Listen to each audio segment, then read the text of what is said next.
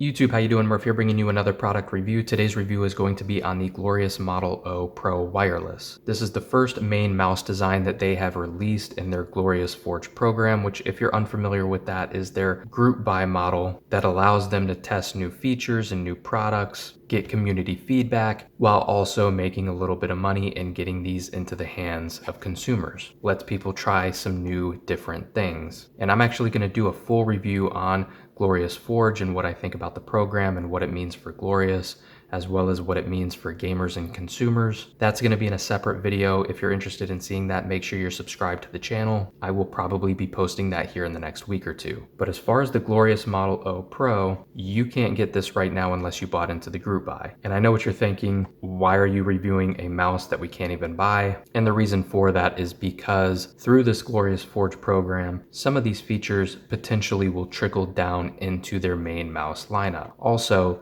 if there's enough demand, they potentially could also open this up for a round 2. And as the title says, we're going to get into the good, the bad, the ugly. We're going to cover everything about this mouse. But first, let's start off with a little bit of good, which is the design. This mouse is a mid-hump symmetrical design, and it is the same exact size and shape as the Glorious Model O Wireless. However, there is a huge weight reduction. The Model O Wireless is 69 grams, whereas the Model O Pro is about 55 grams. So that's about a 20% weight reduction here, and they did that by moving to a closed shell design, which is pretty impressive. One of the other differences you'll notice here is the lack of RGB lighting for the Pro. The Model O Wireless is known for having quite a lot of RGB lighting.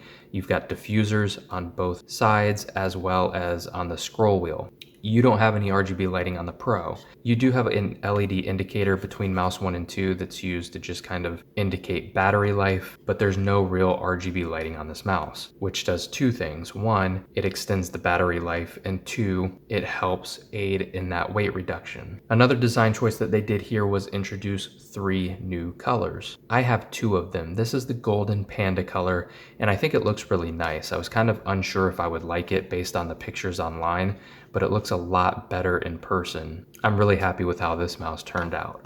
I also had, I emphasize had, I'll explain that in a moment, the white and blue model as well. And I think I prefer that one. It's a really clean aesthetic. It looks really good. Gloria stated that the Pro mouse release through Forge was built for insanely lightweight wireless performance with a hard shell design as well as vibrant colorways, and they did exactly that. Some other things we can talk about as far as the design is concerned are the PTFE glides on the bottom. They're the same size and shape as the glides on the Model O Wireless. What that means is that if you need or want to replace these, you can use Glorious's own first-party skates, or if you prefer some other company's third-party skates, as long as they fit the Model O Wireless, they're gonna fit this as well. The other design feature we'll talk about is something that you can't see, but you can feel, and that's that they went with a textured surface for this. The finish on the Model O Wireless is a smooth matte finish, which is very smooth to the touch, but it also is just a very tacky surface that's really good for grip. So despite being very smooth, I've never had any grip issues with this mouse. They decided to go with a textured surface for this one though, very similar to what you would see with a Razer Viper V2 Pro. If you've ever felt one of those, or if you have one, this feels very similar, a little bit gritty. It's not nearly as aggressive as the V2 Pro though. I found the V2 Pro felt like it was wrapped in like a very fine grit sandpaper. I didn't really care for it. This is a much more mild textured surface, and while I prefer the matte finish, if I have to use a textured finish, this is one of the better ones that I've felt. Now we'll get into the bad and the ugly. It's not all bad though. Typically this is the part of the review where I cover the build quality. And I was using this mouse and I was kind of impressed with the build quality, but at the same time there are a lot of issues. And I was kind of struggling how I would work that out in my review, because it's very contradictory, right? There's a lot of issues with it, but the build quality is also kind of good. So I've decided to kind of separate this out into 2 different categories: build quality and quality control.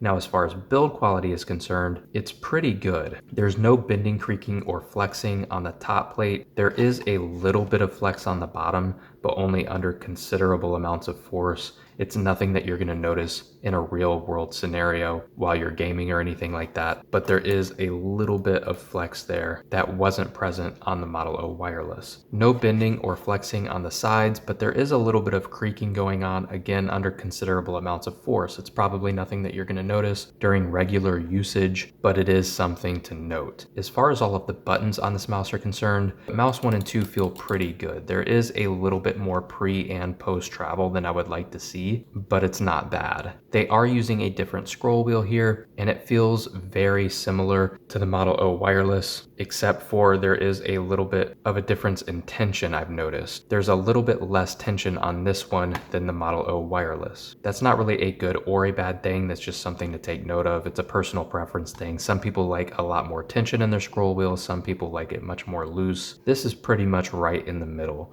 And I do think I like the scroll wheel on this version more so than the Model O wireless, although it's very close. If you weren't using these side by side, you probably wouldn't even be able to tell a difference. The side buttons are a different story though. I'm not sure if they're using the exact same switches here, but whether they are or not, there is a clear difference in the tactility between the two.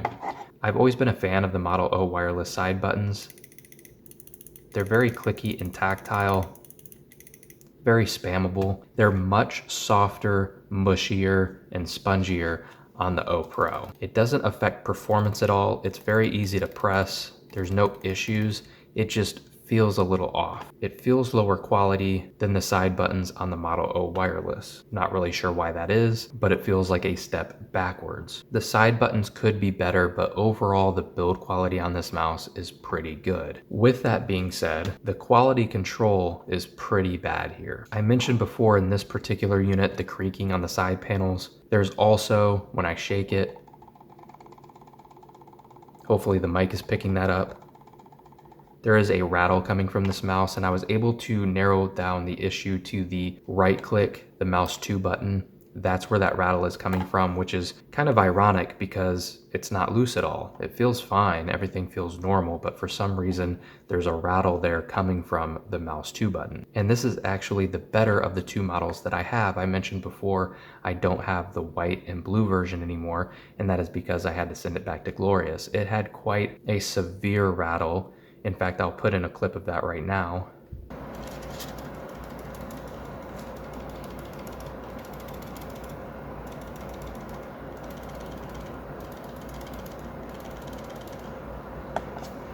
And that definitely shouldn't be happening on a $100 mouse. And unlike this version, where I was able to identify that that rattle was coming from one of the buttons, for the white version, I wasn't able to identify where it was coming from.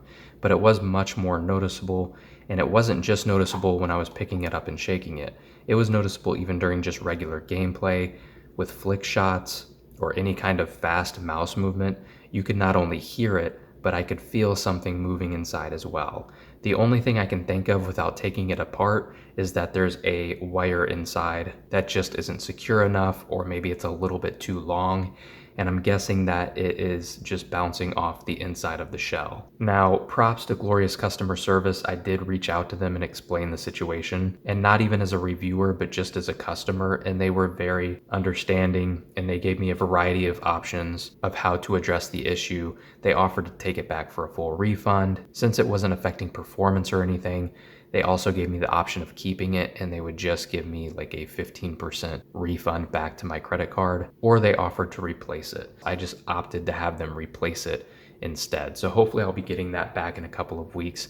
Fortunately, I was able to shoot some B-roll with it before I sent it back, so I'll try to throw some of that into this video. But yeah, a lot of quality control issues here, and I'm not the only one. I've been following this closely on Reddit and Twitter, and there are a lot of people complaining about a rattle and button movement issues and things like that with this mouse.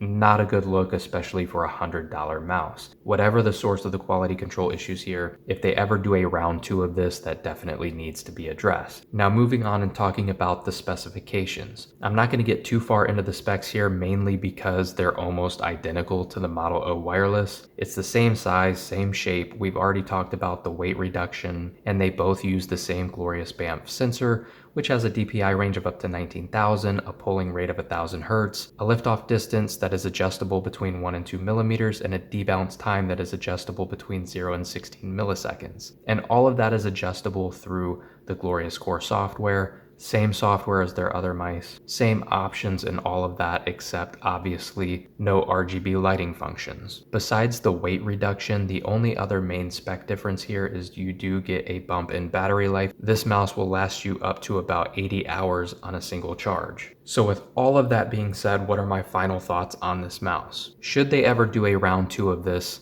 would I recommend you buying it? Probably not, except for a small subset of people. That group of people would be someone who already really likes the Model O wireless and has always kind of thought to themselves, this would be nearly perfect if it was just lighter. That's what this mouse is. Same sensor, same size and shape. You're just getting a big weight reduction and a little bit of a different aesthetic. And of course, a closed shell design if that interests you as well. But for the average person who's looking to buy a new gaming mouse, and if this was available on Forge again, would I recommend you buying it? Even if they fix all the quality control issues, which I would hope that they would, quality control issues aside, I just don't think it's worth $100, especially with all of the mice that have been released over the past few months. There's a lot of competition in the lightweight gaming mouse market right now. And because this sensor is so outdated, and because the side buttons are a little bit mushy, and because there's just so much competition, I don't think I would recommend this mouse for many people. With that being said, this mouse has a lot of potential. Again, outside of quality control issues, if they just upgrade the sensor and just perfect the tolerances with their buttons, all of their switches, this is going to be a really competitive mouse. Now, Glorious Forge, again, some of these features may trickle down into their other mice. And I thought for sure one of those features would be the closed shell design. However, Glorious clarified actually just a few hours ago before I made this video. They stated, to be clear, the Pro mice will still be the lightest weight wireless we've ever made and the only hard shells, while the 2s will be introducing some major improvement in design, tech, and engineering on our existing line. They just announced that they are revamping their main line of gaming mice for 2023, and in fact, in just a couple of days on October 31st, they're going to give a lot more information about what that entails. And I'm really excited for that. I would hope we see a new sensor and maybe even some better switches. And if they can reduce the weight as well, that would be great. But we'll have to see what they've got in store for us as far as that is concerned. But what that means is that they are stating that the Glorious Model O Pro will be the only closed shell design and their lightest weight mouse, which means their new versions for their new lineup will not include a closed back design, and that's even confirmed in the photo that they used to tease their new lineup. You can see the cutouts on the back of the mouse. So I thought that was really interesting. But if you read between the lines here, it does say, to be clear, the Pro mice will still be the lightest weight mouse and the only hard shell. It doesn't say that they won't produce any hard shell mice. It just says that their Pro line is what that is reserved for. So we could potentially still see a Pro line of mice featuring the really lightweight and the closed shell design. That remains to be seen. We'll see if that ever comes to fruition. Again, there's a lot of potential here if they decide to go that route. If they just clean this up a bit and upgrade the sensor, I think this could be really competitive. But in its current state, it's just too outdated and overpriced to really compete. With that being said, that wraps up my review. I hope you guys enjoyed the video and found it useful. If you did, make sure to hit the thumbs up button. And if you guys want to see other reviews and content like this, make sure to subscribe to the channel. Turn on notifications so you can be notified of when I post new content, and YouTube will catch you later.